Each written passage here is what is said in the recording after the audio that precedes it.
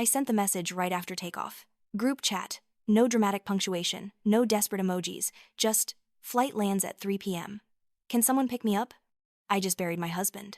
A military funeral overseas, folded flag, 21 guns, a casket that felt heavier than anything I've ever carried, though I wasn't the one lifting it. We'd been married for 3 years, most of those spent apart. Deployments don't care about anniversaries, but love doesn't keep receipts. So I didn't ask for much, just a ride home. The reply came before we even reached cruising altitude. My brother Evan, we're busy. Try Uber. Then, 2 minutes later, my mom Carol, why didn't you plan better?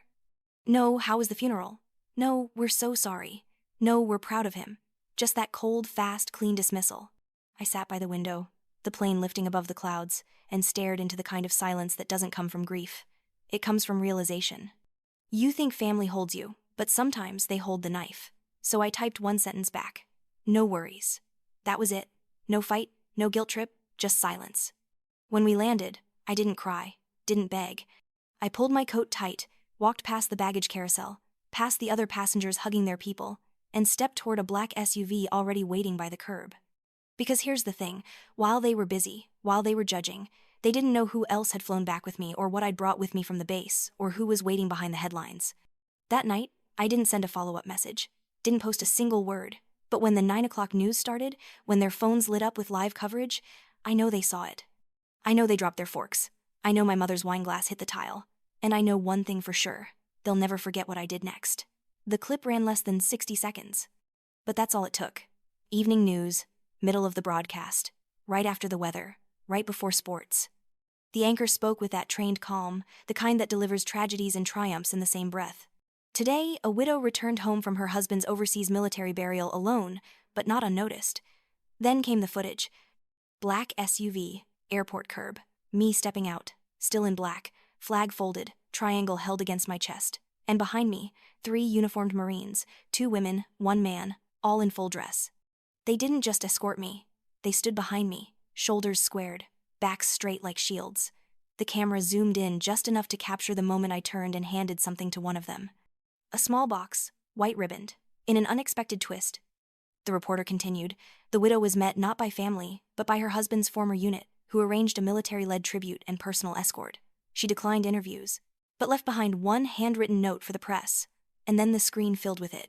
My handwriting, my words, clear, steady. If you ever find yourself standing alone at the edge of grief, don't look for people who left you there. Look for the ones who show up anyway.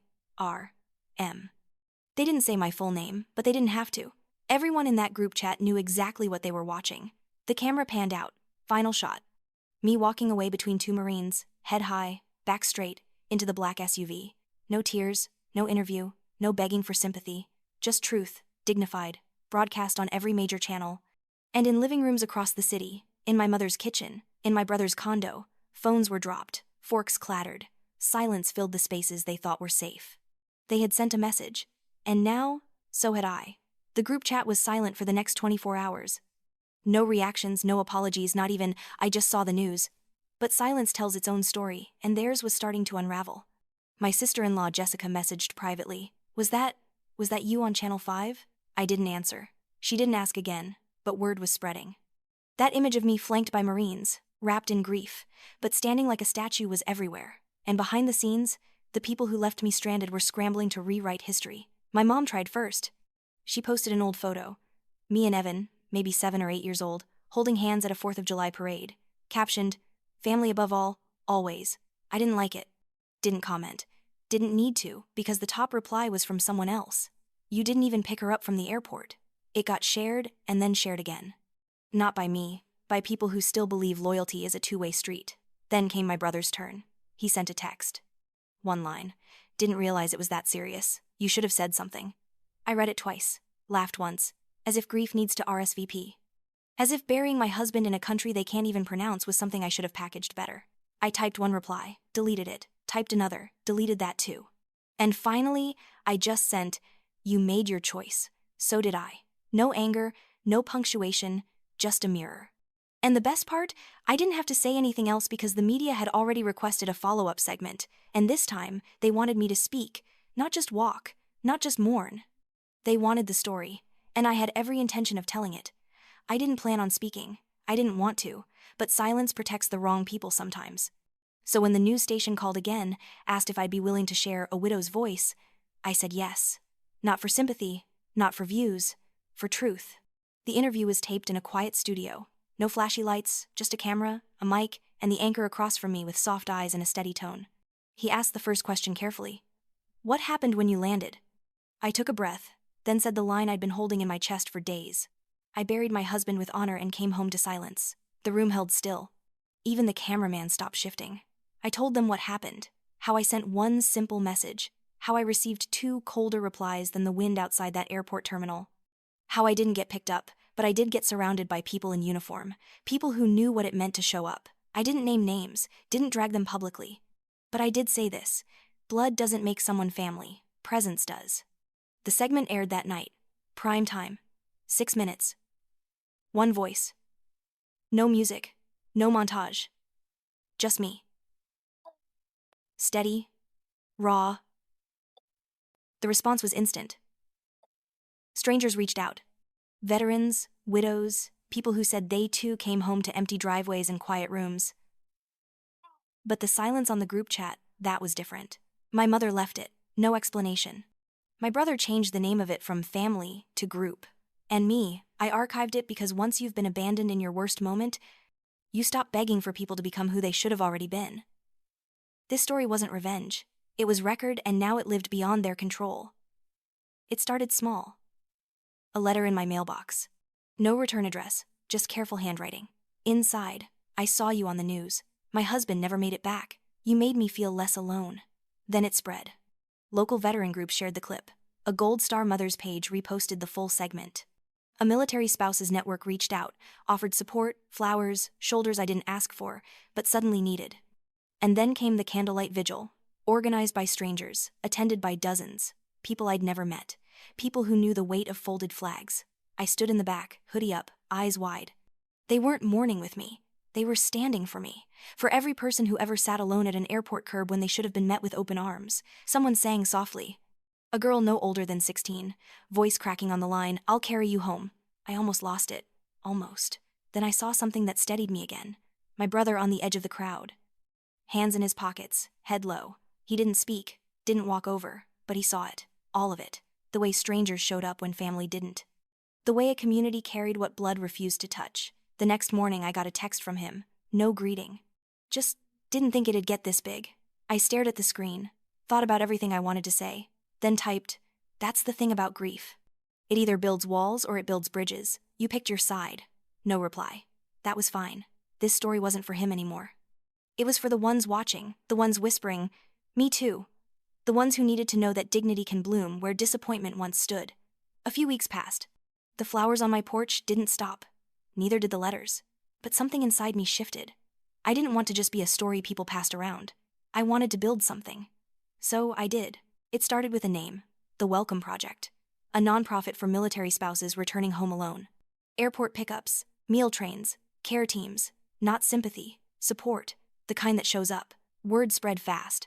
Volunteers signed up from 5 states in the first 3 days. Someone donated a van. Another offered her event space for free. By week 2, we had our first welcome team at JFK standing at arrivals holding a sign that said, "We've got you." That photo went viral. And suddenly, the Welcome Project was in newspapers, on podcasts, and guess who called? My mom. I let it ring. She left a voicemail. Her voice cracked by the second sentence. "I didn't know how to help. I didn't think you'd want us there. I deleted it. Not out of anger, out of peace, because I didn't need it anymore. Some wounds don't close because someone apologizes. They close because you stop bleeding for people who kept watching you drown." My brother messaged too. A donation receipt. Small, anonymous. I knew it was him, but I didn't respond because this wasn't about guilt. It was about truth. The kind that builds vans and care kits and holds signs at the gate when no one else shows up. Sometimes you don't burn bridges. You just build better ones somewhere else. And when people ask me what started it all, this project, this movement, I always smile and say, a flight that landed at 3 p.m. and nobody came. They called it a quiet revolution.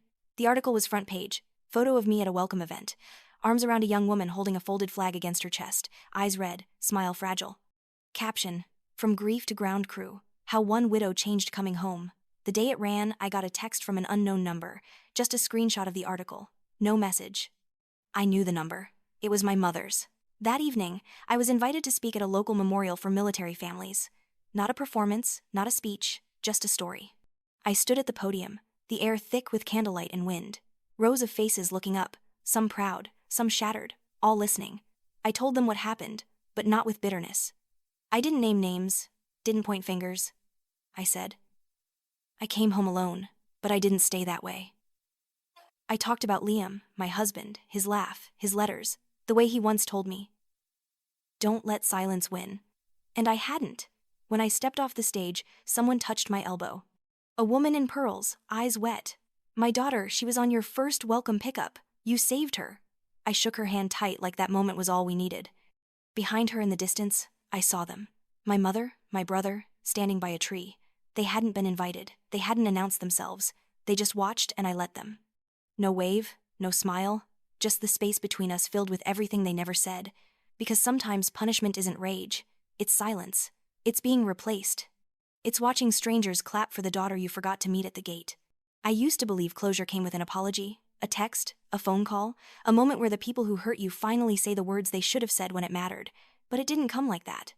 It came one night quietly, as I stood alone in my kitchen, folding a Welcome Project t-shirt into a care kit for another widow I'd never met. The house was calm. No more group chats. No more waiting for someone to say, we're here, because now I was the one showing up, and I was never alone.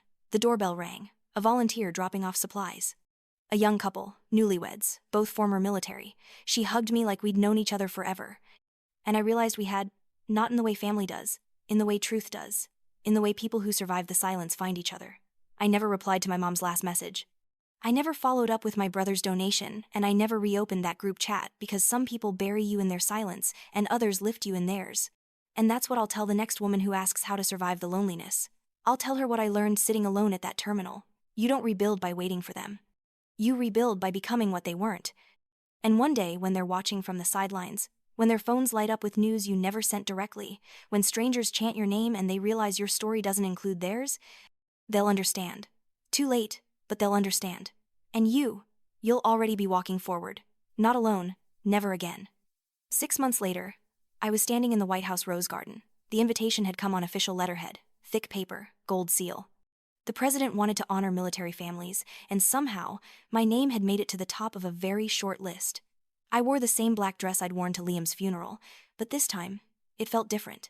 Not like mourning clothes, like armor. The ceremony was small, intimate. Families of fallen soldiers, advocates, politicians with careful smiles and practiced handshakes. When they called my name, I walked to the podium with steady steps. The president shook my hand, looked me in the eyes, and said something I'll never forget. You turned your grief into grace. That's what heroes do. The medal was heavier than I expected, cold against my chest, warm with meaning. After the ceremony, as I was walking through the corridors lined with portraits of presidents and history, my phone buzzed. A text from my mother. Saw you on the news, at the White House. No congratulations, no pride, just acknowledgement. I read it twice, then deleted it without responding. Because by then, I understood something fundamental about power. It's not what you say back. It's what you don't need to say at all. The drive back to the airport was quiet. My escort, a young Marine named Corporal Martinez, glanced at me in the rearview mirror. Ma'am, if you don't mind me asking, how do you do it? How do you keep going when everyone you trusted lets you down? I looked out the window at the monuments passing by, those stone tributes to people who changed the world not because it was easy, but because it was necessary. You don't keep going for them, I told him. You keep going despite them. And eventually, you realize you're not just surviving anymore. You're thriving. And they're still exactly where you left them, waiting for an invitation to a life you built without them. The Welcome Project had grown beyond anything I'd imagined. We had chapters in 43 states now, volunteers in airports from Seattle to Miami, care packages being shipped to bases worldwide. The donation that had started as a trickle became a river, then a flood. Companies wanted to sponsor us. Celebrities wanted to endorse us. Politicians wanted to be photographed with us. But none of that mattered as much as the letters. Letters from women like Sarah in Texas, whose husband died in training and came home to find her apartment locks changed by her landlord while her own sister refused to help. Letters from Maria in California, whose mother-in-law blamed her for her son's death and convinced the rest of the family to cut contact. Letters from Jennifer in New York, whose best friend stole her widow's benefits and disappeared. All of them writing the same thing in different words. You showed me I wasn't crazy. You showed me I deserved better. That's when I understood what I'd really done. I hadn't just built a nonprofit, I'd built a mirror. A place where abandoned women could see their reflections clearly, without the distortion of other people's cruelty. And in that reflection, they could see their own strength. The memorial service for the Welcome Project's first anniversary was held at Arlington National Cemetery. Hundreds of people came. Volunteers, donors, military families, politicians, reporters, and in the back, behind the last row of white folding chairs, I saw familiar figures. My mother, my brother, my sister-in-law. They stood apart from the crowd, uncertain, like people who'd arrived at the wrong party, but couldn't figure out how to leave. During my speech, I talked about Liam again. How he used to say that the measure of a person wasn't what they did when people were watching, but what they did when no one would ever know. He taught me, I said into the microphone, my voice carrying across the rows of white headstones, that integrity isn't about being perfect, it's about being consistent. It's about showing up, even when it's hard, especially when it's hard. The applause was long and warm. As it died down, I caught sight of my family again. My mother was crying. Not the pretty kind of crying you do at movies, but the ugly, wrenching kind that comes from somewhere deep and broken. My brother had his arm around her, but he was looking at me with something I'd never seen in his eyes before. Respect? Regret? Both? After the ceremony, as I was accepting congratulations and taking photos with volunteers, someone tapped my shoulder. I turned around to find my brother standing there, hands in his pockets, looking older than I remembered. "Rena," he said quietly, "can we talk?" I looked at him for a long moment. Behind him, my mother waited by a tree, Jessica beside her, both of them watching us like spectators at a tennis match. "What would you like to say, Evan?" My voice was polite, professional, the tone you use with strangers. "I screwed up," he said. "We all did. But I screwed up the worst because I was your brother. I was supposed to protect you, and instead He stopped, swallowed hard. "Instead, I made the worst day of your life even worse." I waited. He seemed to expect me to say something, to fill the silence with forgiveness or anger or anything that would make this easier for him. But I'd learned the power of silence, how it could make people face the full weight of their choices. "I don't know how to fix it," he continued. "I don't know if I can fix it. But I want you to know that I'm proud of you. What you built here, what you did, it's incredible. You're incredible. And I'm sorry I had to see it on the news to realize it." "You want to know something, Evan?" I said finally. For months after that day, I kept imagining what it would feel like when you finally apologized. I thought it would feel like victory, like vindication, but it doesn't feel like anything at all, because by the time you finally figured out who I am, I'd already figured out who you are. And the difference is, I'm okay with both of those things now. His face fell. "So, that's it? We're nothing to each other now?" "We're family," I said. "But we're not friends. There's a difference. Family is what you're born with. Friends are what you choose, and I choose differently now." He nodded slowly, like he was trying to absorb a diagnosis he didn't want to hear but couldn't argue with. "I understand." He turned to walk away, then stopped. "For what it's worth, Liam would be proud of you too."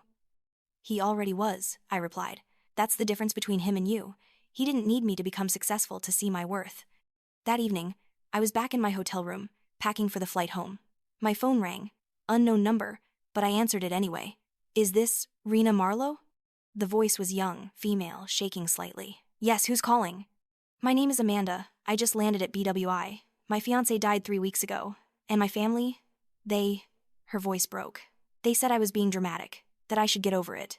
I saw your interview online and I called the Welcome Project, and they said someone would meet me, but I'm scared. I don't know anyone here, and I don't know how to do this alone." I looked at my packed suitcase, at my boarding pass for the morning flight. "Amanda, what gate are you at?" "B6. Stay right there. I'm coming to get you." The drive to the airport took 45 minutes. I found Amanda sitting on a bench, clutching a small duffel bag and a folded flag. She was maybe 19, with red eyes and that lost look I recognized too well. When she saw me approaching, she stood up quickly. "Mrs. Marlowe?" "Just Rena. And you don't have to stand. You don't have to do anything except come with me." She started crying then, not from sadness but from relief. I didn't think anyone would actually come. "Someone always comes now," I told her, taking her bag. "That's the point." We drove through the Virginia countryside in comfortable silence. Finally, she spoke. "Can I ask you something?" "Of course." "Do you ever miss them? Your family, I mean, before everything went wrong?" I thought about it as we passed farmhouses with lights glowing in windows, families inside, probably sitting down to dinner, probably taking for granted that the people around them would show up when it mattered. "I miss the idea of them," I said. "I miss believing they were the kind of people who would never let me down. but I don't miss the reality of them. And I've learned something important. You can't miss what you never really had. Amanda was quiet for a moment. I keep thinking if I just explain it better, if I just make them understand how much I loved him, they'll care. They understand, I said. They just don't care. And that's not a failure on your part. That's information about their character. So what do I do now? I pulled into my driveway, where the porch light was on and fresh flowers sat by the door, flowers from people who understood that kindness doesn't require explanation. Now you learn what I learned. That family isn't about blood. It's about choice. It's about showing up. It's about becoming the person you needed when you were lost. Amanda stayed with me for 3 days. On the third morning, she was sitting at my kitchen table, folding Welcome Project t-shirts for care packages, when she looked up and said, "I want to volunteer. I want to help other people like us." Other people like us? She smiled for the first time since I'd met her. Other people who had to learn that family is something you build, not something you're born with. 6 months later, Amanda was running our East Coast operations. The girl who'd been abandoned at an airport was now making sure no one else would be, and I realized that's what healing really looks like. Not getting over what happened to you, but making sure it doesn't happen to someone else. The last time I saw my mother was at a grocery store 2 years after the White House ceremony. I was buying supplies for a Welcome Project fundraiser when I turned down the cereal aisle, and there she was, pushing a cart, looking smaller than I remembered. She saw me at the same moment I saw her. For a second, we just stared at each other. Then she said, "Rena," not with surprise, not with hope, just acknowledgement. "Mom," same tone. "How are you?" "I'm well, you?" "Fine." She hesitated, then added, "I saw the article in Time magazine about the project expanding internationally." "Yes, we're in 12 countries now." "That's wonderful." Another pause. "Your father would have been proud." My father had died when I was 15, before any of this happened, before I knew who any of us really were. "Dad was proud when I graduated high school," I said. "He was proud when I married Liam. He was proud of ordinary things, everyday things. He didn't wait for magazine articles." She flinched slightly but nodded. "Yes, he was like that." We stood there for another moment, 2 women in a grocery store aisle, connected by genetics and history and absolutely nothing else. Then she said, "I should let you go.